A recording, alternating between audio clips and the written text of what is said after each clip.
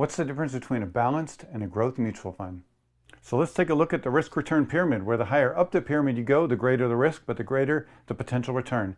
Balanced mutual funds fall in level 3, growth mutual funds fall in level 4. A mutual fund is a financial vehicle made up of a pool of money from many investors to invest in assets like stocks, bonds, money market instruments, and other assets. So here's how they work. Many investors pool their money into the investment company.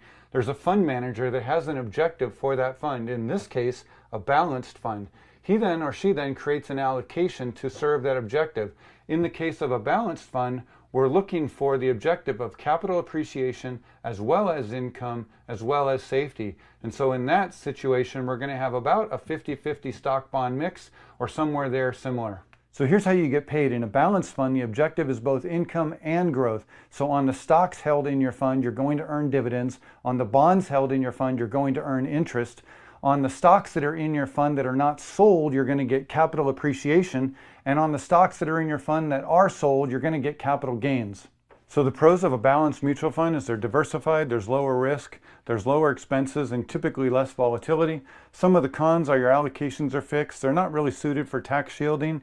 You're going to get safe but lower returns, and you don't really have immediate liquidity, is that you have to wait till the end of the day in order to close out the position. So in the case of a growth mutual fund, that fund manager has a different objective for the fund, in this case growth.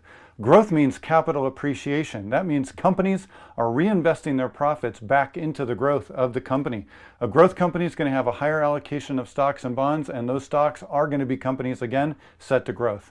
The top two pros is you get increased growth and you have diversification. The cons are that it's higher risk, you have to leave your money in for a longer period of time, and there's more volatility. Balanced mutual funds will return on average between 8 and 12% per year, whereas you'll get much higher returns for growth-oriented funds. Everyone's financial situation is different. To find out which funds are best for you, schedule a one-on-one planning session. My name's Scott McLean. It's not what you make, it's what you do with what you make.